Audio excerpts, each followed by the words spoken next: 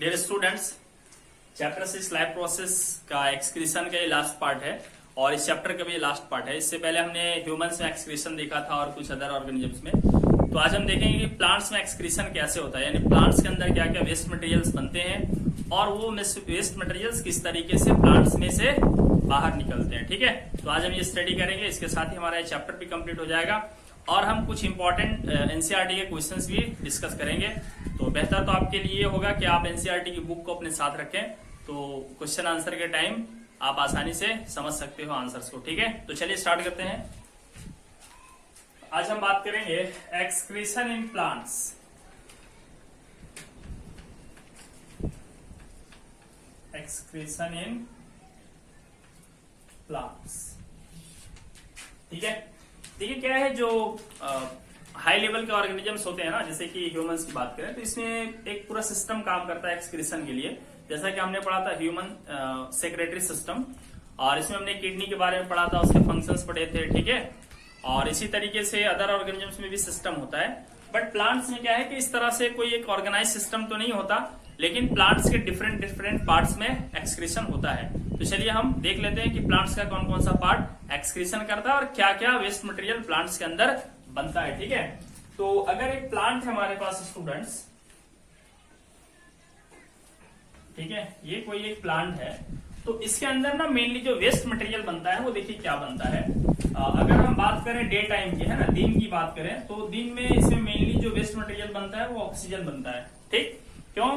क्योंकि प्लांट्स के अंदर फोटोसिंथेसिस प्रोसेस होता है डे टाइम में, सनलाइट के प्रेजेंस में, तो उस समय ऑक्सीजन बनता है एक्सेस अमाउंट में, जो कि प्लांट के लिए वेस्ट मटेरियल हो जाता है डे टाइम की बात करें तो। ठीक है, अच्छा, नाइट में क्या होता है? नाइट में क्या होता है? नाइट में फोटोसिंथेसिस नहीं होता, बट रेस्पिरेशन होते रहता है। ठीक, तो रेस्पिरेशन में भी वेस्ट मटेरियल जो बनता है वो होता है प्लांट्स के लिए कार्बन डाइऑक्साइड गैस। ठीक है, देखिए दिन में भी कार्बन डाइऑक्साइड गैस बनता है, क्योंकि प्लांट्स दिन में भी रेस्पिरेशन करते हैं।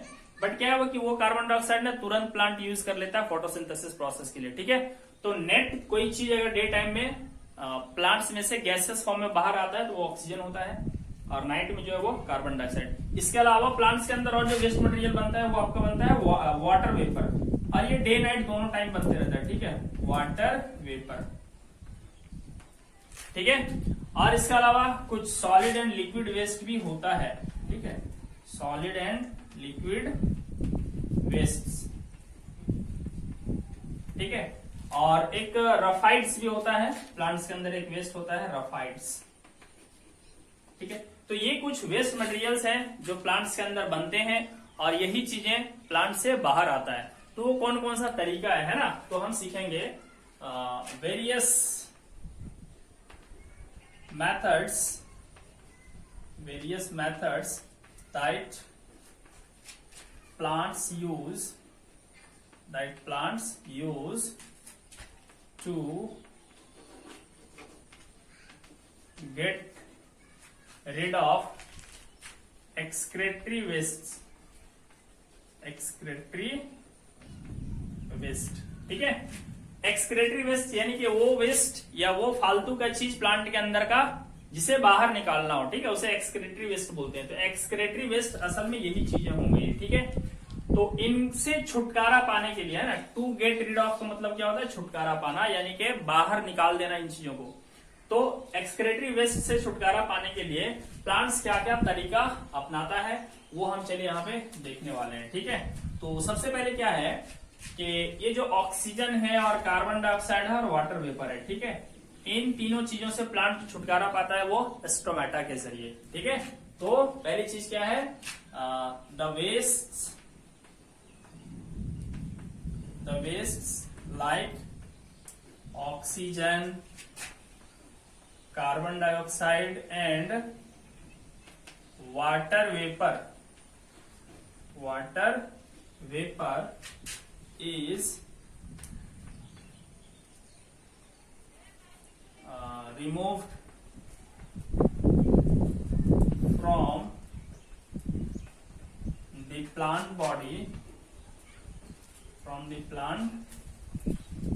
body through stomata to stomata in leaves, ठीक है। अगर लीव्स है तो उसमें स्टोमेटा होता है, ठीक है। और जो वुडी पार्ट होता है यानी कि स्टेम वगैरह है ना, वहां पे लेंटिसेल्स होते हैं, मैं पहले ही आपको बताया हूं। एंड लेंटिसेल्स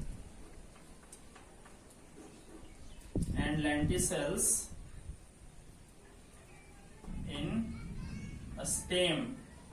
स्टेम कहने का मतलब है वुडी पार्ट्स, ठीक। तो ये तो हो गया स्टूडेंट्स ऑक्सीजन, कार्बन डाइऑक्साइड और वाटर वेपर से प्लांट कैसे छुटकारा पाता है, ठीक है। प्लांट के अंदर जो स्टोमेटा होता है उसी स्टोमेटा के जरिए ये गैसें बाहर निकल जाती है और वाटर वेपर के फॉर्म में बाहर निकल जाता है, ठीक है। चलिए दूसरी बात क्या है कि सॉलिड और लिक्विड वेस्ट बचता है ना प्लांट के अंदर। ये प्लांट क्या करता है, इसमें जो पत्ता होता है ना, ये पत्ते में ला करके जमा कर देता है वेस्ट मटेरियल को। या इसके अंदर कोई फ्रूट लगा हुआ है ना, प्लांट के अंदर कोई फ्रूट लगा हुआ है, फल लगा हुआ है, तो ये वेस्ट मटेरियल को ला करके ना फल के अंदर डिपॉजिट कर देता है, फल के अंदर भर देता है, ठीक।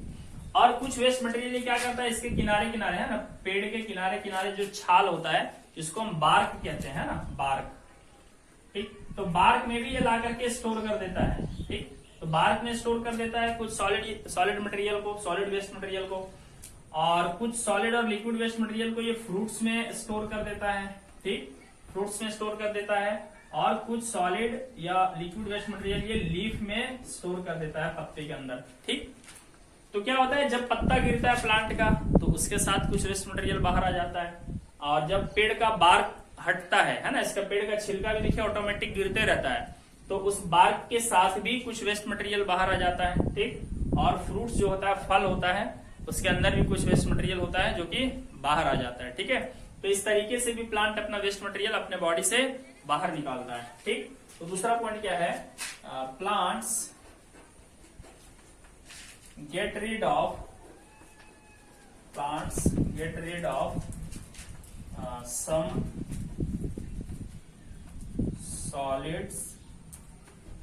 solid and liquid wastes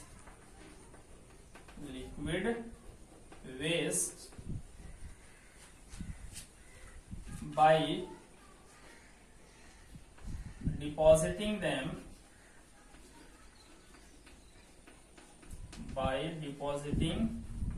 them in leaves, ठीक है, लीव्स और bark and fruits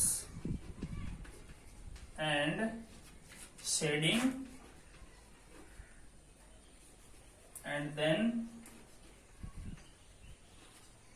they shed leaves, ठीक है। और फिर क्या करता है, peel off bark and felling fruits, ठीक है। क्या करता है प्लांट्स, कुछ सॉलिड या वेस्ट, लिक्विड वेस्ट से छुटकारा पाने के लिए ये उन्हें डिपॉजिट कर देता है, ठीक है। किस किस चीज में डिपॉजिट कर देता है, लीव्स में, बार्क में और फ्रूट्स में डिपॉजिट कर देता है। और फिर क्या करता है, वो पत्ते को शेड कर देता है, यानी पत्ते को गिरा देता है, ठीक है। और बार्क जो है उसको पील ऑफ कर देता है। पील ऑफ करने का मतलब है निकल जाना उसमें से, ठीक है। एंड फेलिंग नहीं होगा, यहाँ पे फेल होगा, ठीक है, फेल फ्रूट्स, और फ्रूट्स को जो है वो गिरा देता है, ठीक है। तो इस तरीके से प्लांट्स अपने वेस्ट मटेरियल से छुटकारा पाता है, ठीक है। इसके अलावा भी होता है ना, कुछ प्लांट्स ऐसा होता है जो कि अपना वेस्ट मटेरियल ना रेजिन या गम्स के फॉर्म में निकाल देता है, ठीक है। कई प्लांट्स में देखोगे, प्लांट के किनारे एक स्टिकी मटेरियल होता है, चिपचिपा मटेरियल होता है ना। गांव में उसे लोग गोंद बोल देते हैं, इस टाइप से, ठीक है, गोंद कह देते हैं। वैसे उसको इंग्लिश में हम क्या कहते हैं, गम या रेजिन्स, ठीक है। तो प्लांट्स के अंदर कुछ गम्स या रेजिन्स होता है, चिपचिपा मटेरियल होता है ना, उसके फॉर्म में भी वो अपना वेस्ट मटेरियल को बाहर निकाल देता है, ठीक है। तो चलिए मैं उसको भी यहाँ पे लिख देता हूं।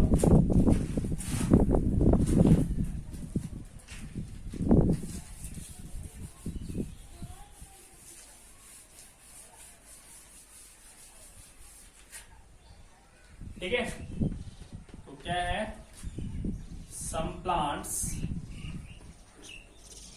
some plants secrete their wastes in the form of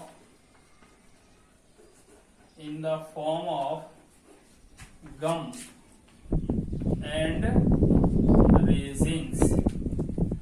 ठीक है, ये गम और रेजिन के फॉर्म में भी कुछ वेस्ट मटेरियल बाहर निकाल देता है. ठीक है, और इसके अलावा क्या है कि बहुत सारा वेस्ट मटेरियल जो रूट्स में होता है वो डायरेक्टली सॉइल में छोड़ देता है. ठीक है, तो और क्या होता है कि some wastes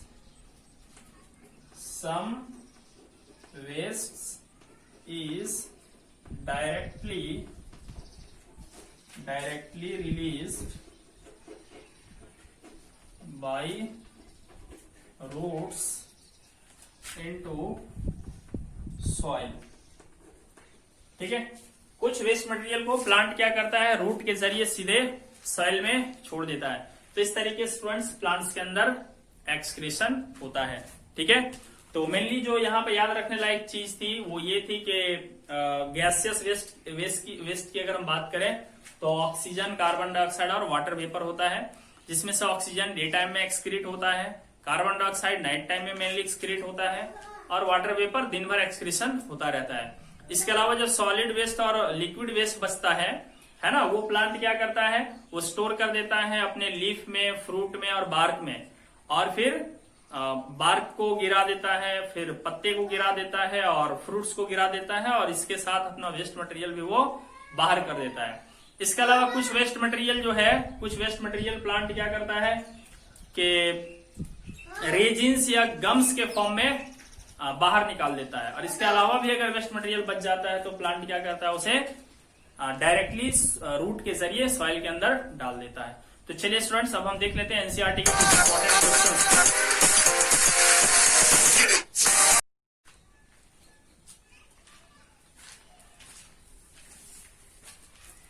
तो स्टूडेंट्स चलिए अब हम स्टार्ट करते हैं एनसीईआरटी का जो लाइफ प्रोसेस चैप्टर है, चैप्टर 6, उसके क्वेश्चन आंसर्स को देखते हैं. ठीक है, तो हमारे आपसे रिक्वेस्ट होगी कि अगर आप इस वीडियो को बढ़िया से समझना चाहते हो, थोड़ा सा एनसीईआरटी का बुक अपने साथ रख लें, क्योंकि क्वेश्चंस को लिखना और एक्सप्लेन करना थोड़ा टाइम टेकिंग होता है. तो मैं सीधे क्वेश्चंस को पढ़ूंगा, आप अपने साथ बुक को रख के क्वेश्चंस को देख लें, फिर उसका आंसर आप समझ सकते हो इजीली. ठीक है, तो चलिए हमारे पास क्वेश्चंस हैं. तो सबसे पहले हम देख लेते हैं पेज नंबर 95 का है ना. अगर एनसीईआरटी बुक है ओरिजिनल वर्जन, ठीक है, तो उसका पेज नंबर 95 का हम क्वेश्चंस को पहले देखते हैं. ठीक है, तो एक बार मैं क्वेश्चन को पढ़ देता हूं. पहला क्वेश्चन है, why is diffusion insufficient to meet the oxygen requirement of multicellular organisms like human. ठीक है, तो सवाल ये है कि जो मल्टीसेलुलर ऑर्गेनिजम्स है जैसे कि ह्यूमंस, ठीक है, तो उनमें डिफ्यूजन प्रोसेस ऑक्सीजन पूरा करने में इनसफिशिएंट क्यों है. ठीक है, तो इसका सीधा सीधा सा आंसर ये है कि जो ह्यूमंस होता है या मल्टीसेलुलर ऑर्गेनिजम्स होता है, ठीक है, उनमें नंबर ऑफ सेल्स बहुत ज्यादा होता है. ठीक, अब नंबर ऑफ सेल्स बहुत ज्यादा होने की वजह से डिफ्यूजन प्रोसेस से ऑक्सीजन को हर सेल तक पहुंचने में बहुत ज्यादा टाइम लग जाता है, क्योंकि डिफ्यूजन बहुत ही स्लो प्रोसेस है. ठीक है, तो इसका सिंपल आंसर क्या है, diffusion is very slow process, it will take a lot of time to reach oxygen to each cell. ठीक है, हर सेल तक ऑक्सीजन पहुंचने में बहुत ज्यादा टाइम लग जाएगा. ठीक है, इसीलिए diffusion is insufficient to meet the need of oxygen in multicellular organisms. ठीक है, चलिए अब हम दूसरा क्वेश्चन ले लेते हैं. ठीक है, दूसरा क्वेश्चन है यहाँ पे, what criteria do we use to decide whether something is alive. कोई चीज अलाइव है या नहीं, है ना, इसके लिए कौन सा क्राइटेरिया को हम यूज करते हैं, है ना, पहचानने के लिए कोई चीज अलाइव है या नहीं, ये हम कैसे डिसाइड करते हैं, कौन सा क्राइटेरिया से डिसाइड करते हैं. तो भाई कोई चीज अलाइव है या नहीं है, उसके लिए क्या है, हम क्या क्या क्राइटेरिया डिसाइड करते हैं. ठीक है, तो जो चीज अलाइव होती है ना, उसकी क्राइटेरिया क्या क्या है, उसमें ग्रोथ दिखता है मुझे. ठीक है, ग्रोथ दिखता है, प्लस उनको न्यूट्रिशन की नीड होती है. ठीक है, यानी कि फूड वगैरह की जरूरत होती है. ठीक है, उसके बाद क्या है, वो मूवमेंट करते हैं. ठीक, मूवमेंट भी उसका एक क्राइटेरिया है. उसके बाद क्या है, रिप्रोडक्शन, है ना, भाई लिविंग थिंग क्या है, अपने जैसे नए ऑर्गेनिजम्स को प्रोड्यूस करते हैं, ठीक है। तो रिप्रोडक्शन भी उनका एक क्राइटेरिया है, ठीक है। और क्या भाई, रेस्पिरेशन, ये भी इसका क्राइटेरिया है, ठीक है।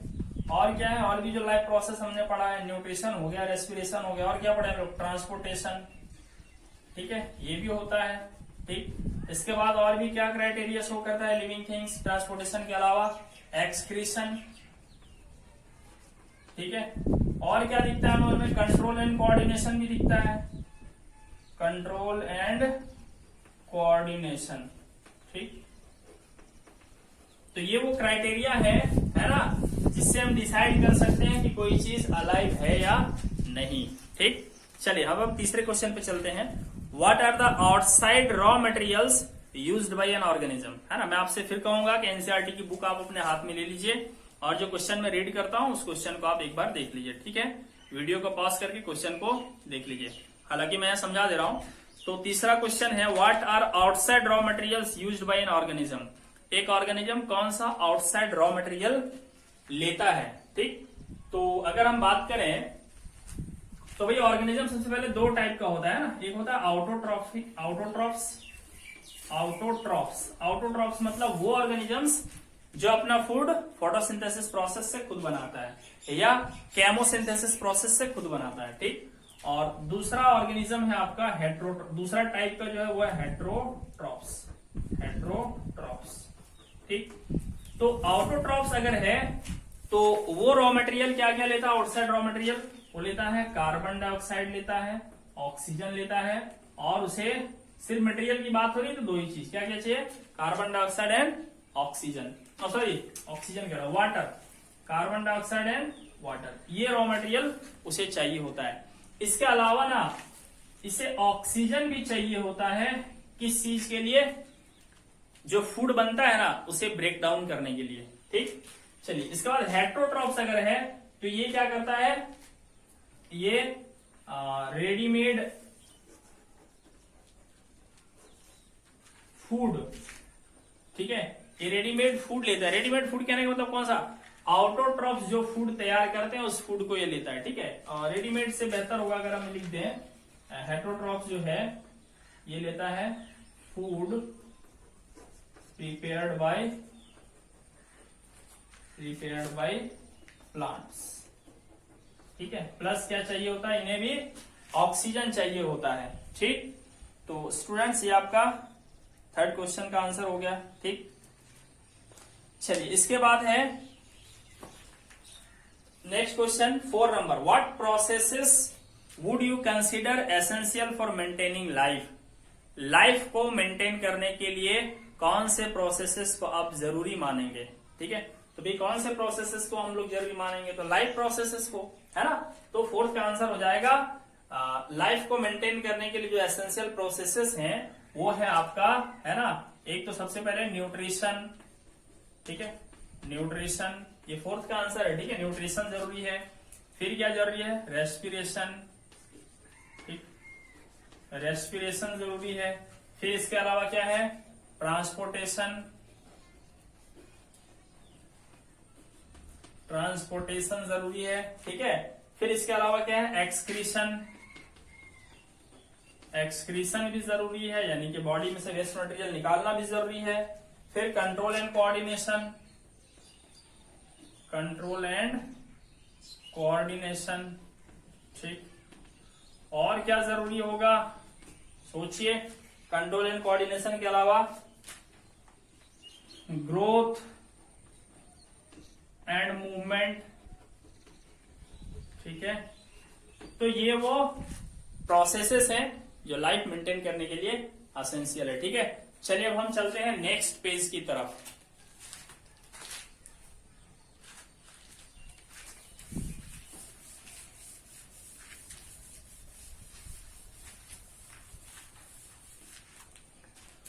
तो नेक्स्ट पेज है पेज नंबर 101, ठीक है। एनसीईआरटी बुक की पेज नंबर 101 है अगला, ठीक है। तो पेज नंबर 101 में जो फर्स्ट क्वेश्चन है स्टूडेंट्स, क्वेश्चन ये है कि what are the differences between autotrophic nutrition and heterotrophic nutrition. Autotrophic nutrition में और हेटेरोट्रॉफिक न्यूट्रिशन में क्या फर्क है, तो आइए देखते हैं क्या फर्क है। तो उसका आंसर स्टूडेंट्स क्या है कि ऑटोट्रॉफिक न्यूट्रिशन और हेटेरोट्रॉफिक न्यूट्रिशन में जो डिफरेंस है वो इस तरह से है कि ऑर्गेनिज्म जो होता है ना, ऑटोट्रॉफिक न्यूट्रिशन में वो अपना फूड सिंथेसाइज करता है किससे कार्बन डाइऑक्साइड से और वाटर से अपना फूड सिंथेसाइज करता है, ठीक है। और हेटेरोट्रॉफिक न्यूट्रिशन में क्या होता है कि ऑर्गेनिज्म जो है वो ऑटोट्रॉफ जो फूड तैयार करते हैं उसी को वो ले लेते हैं, ठीक है। तो पहला फर्क तो ये। दूसरा क्या है कि ऑटोट्रॉफिक न्यूट्रिशन के लिए सनलाइट जरूरी है, जबकि हेटेरोट्रॉफिक न्यूट्रिशन के लिए सनलाइट जरूरी नहीं है, ठीक है।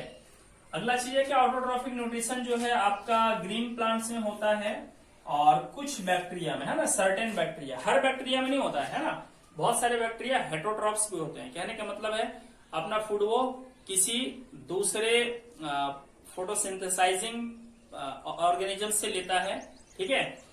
और यहाँ पे क्या है कि हेटेरोट्रॉफिक न्यूट्रिशन जो है वो सिर्फ हेटेरोट्रॉफ्स में होता है। कहने का मतलब जो अपना फूड खुद से तैयार नहीं कर सकता है ना। अगर हम एग्जांपल की बात करें तो इसमें ह्यूमंस आ जाएगा, ठीक है, ह्यूमंस हो गया, उसके बाद जो है आपका कैटल्स हो गया, जितने भी मवेशी हैं, ठीक है, कैटल, ऐसे बहुत सारे एग्जांपल हैं। चलिए, और इसमें तो दिया हुआ ही है ना डायरेक्टली एग्जांपल ही कि ग्रीन प्लांट्स और सर्टेन बैक्टीरिया में ये प्रोसेस होता है, ठीक है। चलिए हम नेक्स्ट क्वेश्चन की बात करते हैं।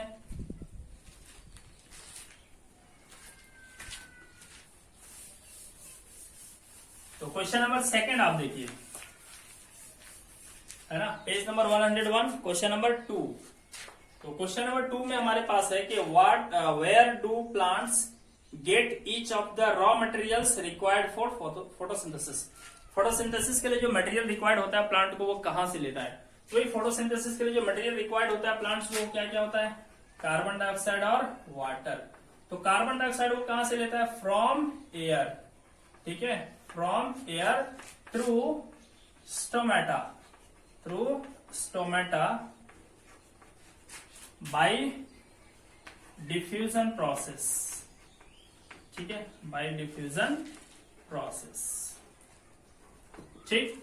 और वाटर जो जरूरी होता है वो कहां से लेता है, तो from the soil through root hairs by osmosis, ठीक है।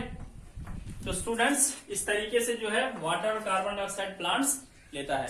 अगला क्वेश्चन है what is the role of acid in our stomach, ठीक है। क्वेश्चन नंबर 3 की बात करें तो हमारे स्टोमक में एसिड का क्या रोल होता है। मतलब एसिड का हमारे स्टोमक में 2 रोल होता है। पहला तो ये कि जो फूड हमारे स्टोमक में जाता है तो उसके साथ ना कुछ बैक्टीरिया या फिर जर्म्स चले जाते हैं, तो उनको किल करना पहला काम होता है।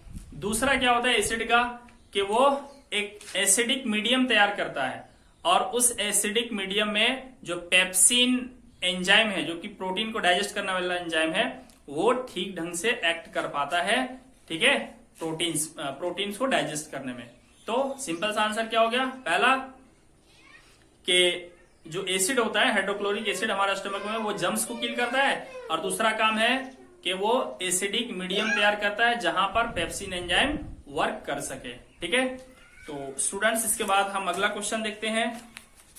तो नेक्स्ट क्वेश्चन है what is the function of digestive enzymes. तो भाई डाइजेस्टिव एंजाइम का क्या फंक्शन होता है हमारे बॉडी के अंदर।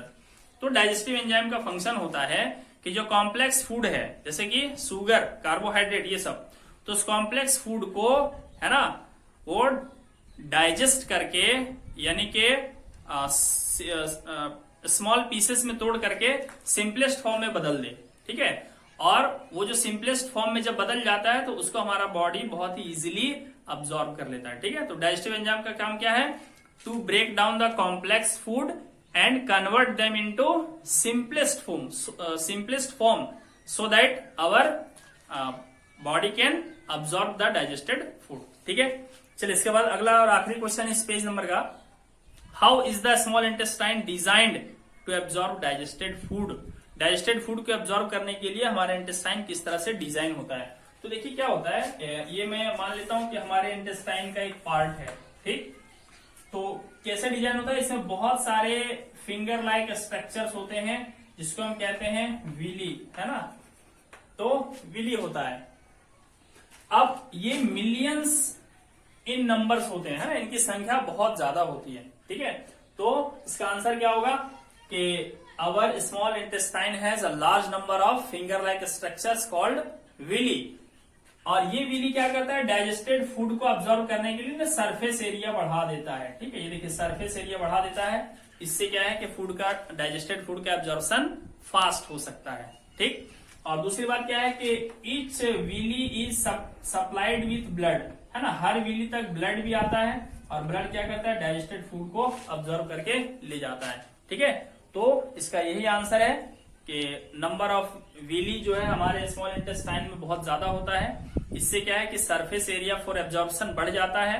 तो जब एब्जॉर्प्शन के लिए सरफेस एरिया बढ़ जाता है तो इससे फास्ट एब्जॉर्प्शन हो पाता है डाइजेस्टेड फूड का, ठीक है।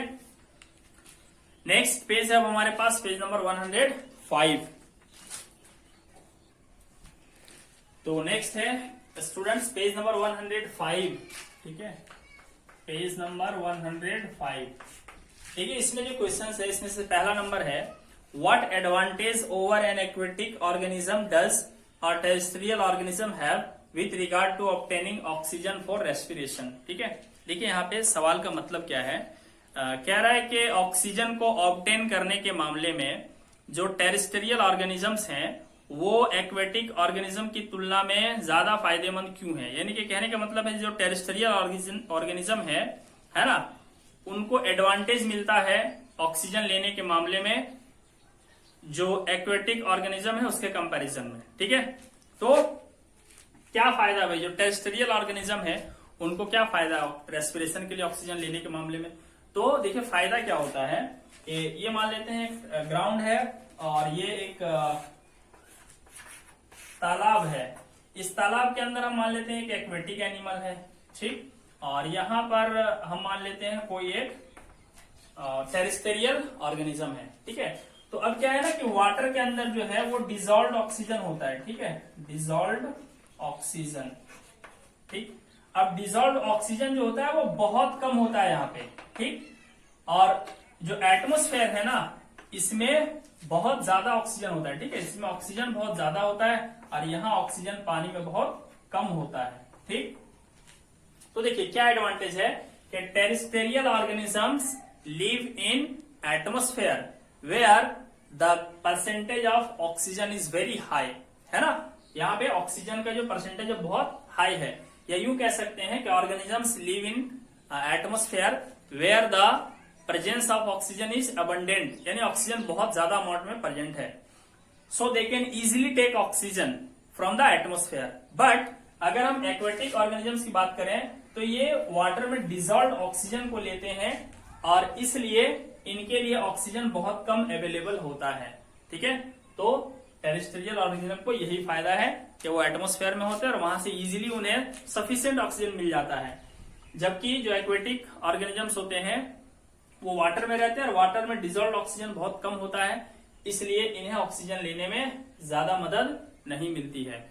और इसीलिए जो एक्वेटिक ऑर्गेनिज्म है ना उसका रेट ऑफ ब्रीदिंग बहुत फास्ट होता है, यानी कि वो जो सांस लेते हैं ना बहुत फास्ट रेट से लेते हैं क्योंकि ऑक्सीजन यहाँ पे बहुत कम अवेलेबल होता है।